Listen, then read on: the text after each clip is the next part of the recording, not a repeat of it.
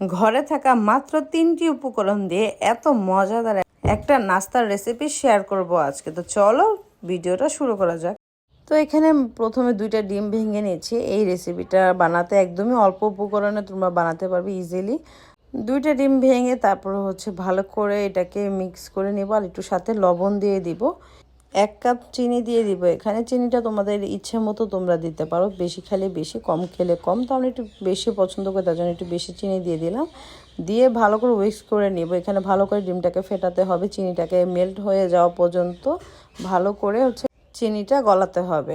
তো চিনিটা যখন গলে যাবে তখন 1 কাপ ময়দা বা আটা তোমাদের করে যেটাই থাকে সেটাই দিয়ে দিবে, দিয়ে ভালো করে মিশিয়ে নিবে। ব্যাস এই 3টা উপকরণ দিয়েই এই রেসিপিটা একদম কমপ্লিট। তো ভালো করে এখন আটাটাকে বা ময়দাটাকে মিলিয়ে নিচ্ছি। তোমরা ভালো করে মিশিয়ে নিবে। এখানে চাইলে তোমরা পানি দিতে পারো, আমি একটু পানি দিব। আর যদি পুরাটা পানি ছাড়া করতে পারো তাহলে তো এটার টেস্টটা আরও অনেক মজা হয়। তো আমি একটু পানি দিয়ে দিব, কারণ এটা বেশি ঘন হয়ে গিয়েছে। আর এমনভাবে তোমাদের এটা মিশাতে হবে কোনো লাম্পস যেন না থাকে এটার ভিতরে। তো আমি পানি দিয়ে আবার একটু ভালো করে মিশে একটা পাতলা ব্যাটারের মতো বানিয়ে নিচ্ছি। একদম কেক যেরকম করে বানাই সেম ওইরকম করে পাতলা একটা ব্যাটার করে নিচ্ছি। তোমরা দেখতে পারবে যে কত সুন্দর একটা স্মুথ একটা ব্যাটার হতে হবে। এই ব্যাটারটা যেন একটাও লাম্পস না থাকে, লাম্পস থাকলে এটা ভালো লাগবে না, খেতে গেলে মুখে লাগবে। তো ভালো করে মিশিয়ে নিয়েছি। এখন আমার ব্যাটারটা রেডি এখন রান্নার জন্য। তো তোমাদেরকে দেখাই দিচ্ছি এটা কীরকম হবে ব্যাটারটা। একদম ঠিক একটা ঘন একটা ব্যাটার হবে। তো এখানে গোল একটা চামচ নিয়ে নিয়েছি, আর এখন একটা সুন্দর ইজি একটা ডিজাইন দেখাচ্ছি। এইটা এইভাবে করে খাওয়ালে অবশ্যই তোমাদের বাচ্চারা খুবই আগ্রহী হয়ে এই খাবারটা খাবে। যে বাচ্চারা খেতে চায় না, বিশেষ করে আমার ছেলেটা খেতে চায় না, তো ওকে আমি এইভাবে করে খাওয়াই।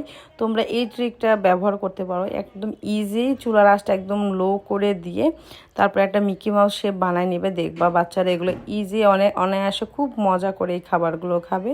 তো তারপর 5 মিনিট পর এটাকে উল্টিয়ে দিবে একদম সাবধানে, কারণ এটা অনেক সফট থাকে। এই পর্যায়ে দেখতেই পাচ্ছ কত সুন্দর ইজিলি উঠে গেল।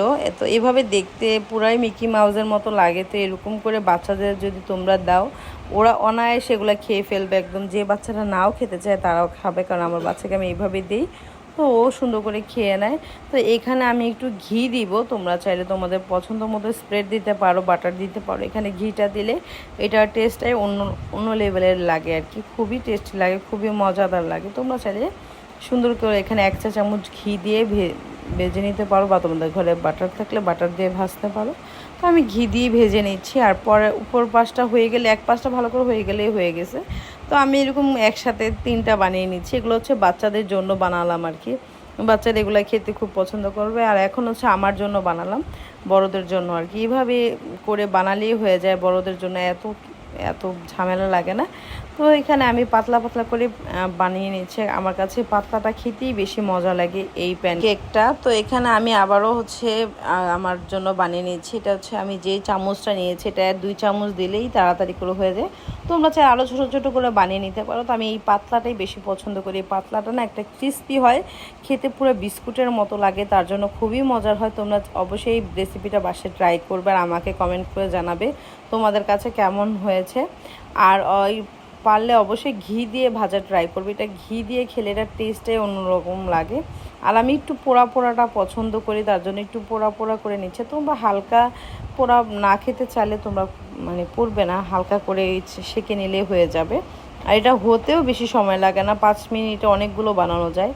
সিম্পল একটা রেসিপি তো তোমাদের সাথে আজকে শেয়ার করলাম। ঘরে থাকা একটা সিম্পল রেসিপি, যে সকালের নাস্তায় বলো অথবা বিকালের চায়ের সাথে একদম বেস্ট একটা কম্বিনেশন। তোমরা চাইলে এখানে নসিলা দিয়েও খেতে পারো, বা চকলেট স্প্রেড দিয়ে বা বাটার দিয়েও তোমরা খেতে পারো, তোমাদের যার যেটা ইচ্ছা দিয়ে। তো আমি ঘি দিয়ে বেশি পছন্দ করি, তার জন্য ঘি দিয়ে খেয়ে নিচ্ছি। এটা খুবই মজার হয়, আর আমার বাচ্চারা এটা খুব মজা করে খায়। আর এইগুলো বানাতেও বেশি কিছু লাগে না, ঘরে থাকা মাত্র 3টা উপকরণ দিয়ে ইজিলি বানানো যায়। তোমরা চাইলে সকালে নাস্তাতে ইজিলি এটা বানাতে পারবে। তো আমার ব্লগগুলো কেমন লেগেছে আমাকে কমেন্ট করে জানাবে, আর আমার রেসিপিগুলো তোমাদের কাছে কেমন লাগে অবশ্যই কমেন্ট করে জানাবে। ভালো লাগে পেজটাকে একটা ফলো করে যাবে, লাইক কমেন্ট শেয়ার করে আমার পাশে থাকবে। চলে আসবো নতুন কোনো রেসিপি নিয়ে বা ব্লগ নিয়ে। ততদিন পর্যন্ত tata, bye bye, thanks for watching.